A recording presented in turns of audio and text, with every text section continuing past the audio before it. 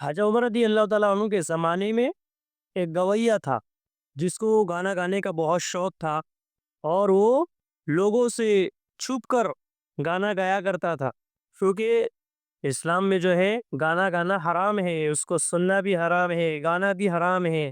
تو وہ چھپ چھپا کر جو ہے گانا گایا کرتا تھا، لوگ جو ہے اس کے گانے کو سنتے تھے اور اسے کچھ پیسے دے دیتے تھے جس سے وہ اپنا گزارا کرتا تھا۔ جب اس کی عمر بڑھاپے کو پہنچی تو اس کے آواز میں لڑکھڑاہٹ آنے لگی، وہ کمزور ہو گیا۔ اب اس کی جو آمدنی تھی، جو روزگار تھا، وہ بند ہو گیا۔ اب اس کی حالت بگڑتی گئی، تو وہ گویّا جنت البقیع میں جا کر ایک جھاڑی کے پیچھے بیٹھ گیا اور اللہ تبارک و تعالیٰ کے سامنے ہاتھ اٹھائے اور اللہ تبارک و تعالیٰ سے فریاد کرنے لگا، رونے لگا، یا اللہ، میں نے پوری زندگی تیری نافرمانی میں گزار دی، یا اللہ تو بڑا رحیم و کریم ہے، تو مجھے معاف کر دے۔ جیسے اس نے اپنے ہاتھوں کو اللہ کے سامنے اٹھایا، اللہ کے سامنے گڑ گڑایا، اللہ کی رحمت جوش میں آئی، تو حضرت عمر رضی اللہ تعالیٰ عنہ مسجد میں لیٹے ہوئے تھے، تو غیب سے آواز آئی کہ جاؤ، فلاں جگہ میرا بندہ ہمیں پکار رہا ہے، یاد کر رہا ہے، ہم سے فریاد کر رہا ہے، جاؤ اس کی مدد کرو۔ حضرت عمر رضی اللہ تعالیٰ عنہ جنت البقیع میں گئے اور دیکھا کہ وہ گویّا اپنے رب سے فریاد کر رہا ہے، رو رہا ہے، گڑ گڑا رہا ہے، معافی مانگ رہا ہے۔ تو حضرت عمر رضی اللہ تعالیٰ عنہ ادھر کھڑے ہو گئے۔ جیسے اس گویّے نے حضرت عمر رضی اللہ تعالیٰ عنہ کی طرف دیکھا تو وہ دوڑنے لگا، اس پر رعب طاری ہو گیا حضرت عمر کا، ڈرنے لگا۔ حضرت عمر رضی اللہ تعالیٰ نے فرمایا، آپ بھاگو نہیں، یہی بیٹھو، ہمیں جو ہے تمہارے پاس بھیجا گیا ہے، میں خود آیا نہیں ہوں بلکہ مجھے تمہارے پاس بھیجا گیا ہے۔ تو اس گویّے نے کہا کہ آپ کو کس نے بھیجا؟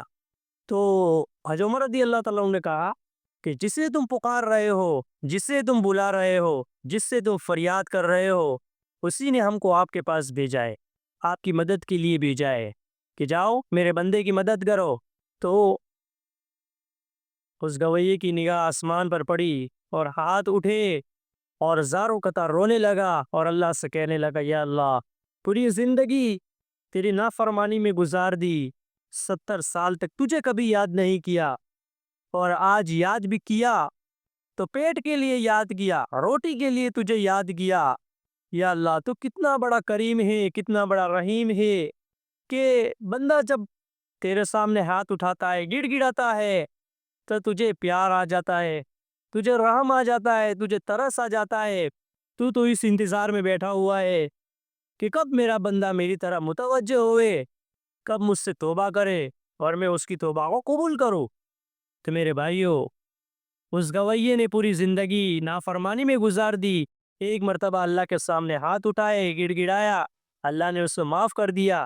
میرے بھائیوں، اگر ہم بھی جو ہے اللہ سے سچی پکی توبہ کریں گے، اللہ کے سامنے گڑ گڑائیں گے، تو پھر اللہ تبارک و تعالی ہمیں بھی معاف فرما دے گا۔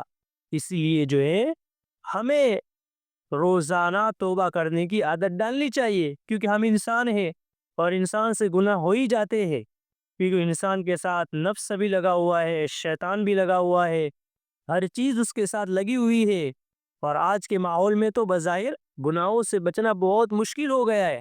اسی لیے جو ہے اللہ تبارک و تعالیٰ سے توبہ کرتے رہنا چاہیے، اللہ کے سامنے روتے رہنا چاہیے، کیونکہ اللہ تبارک و تعالیٰ کو رونے والا بندہ بہت پسند ہے۔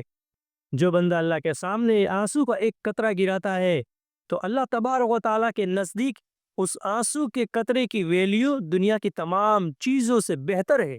ہمارے نزدیک تو کچھ بھی نہیں، لیکن اللہ کے نزدیک وہ قطرہ ہمیں جنت میں لے جا سکتا ہے، ہماری مغفرت کروا سکتا ہے، وہ اللہ کے نزدیک اتنی ویلیو رکھتا ہے۔ اس لیے جو ہے ہم جو ہے توبہ کرتے رہے، پوری زندگی جو ہے توبہ کرتے رہے۔ ہم یوں نہ سمجھے کہ ہم نے تو گناہوں سے توبہ کر لیا، ہمیں توبہ کرنے کی کوئی ضرورت نہیں، ہم سے کون سے گناہ سرزد ہو جاتے ہیں، ہمیں کچھ پتہ نہیں ہوتا۔ اس لیے جو ہے ہر چھوٹے بڑے گناہوں سے بچنے کا جو ہے ہم خاص اہتمام کریں۔ اللہ تبارک و تعالی ہم سب کو گناہوں سے توبہ کرنے کی توفیق عطا فرمائے۔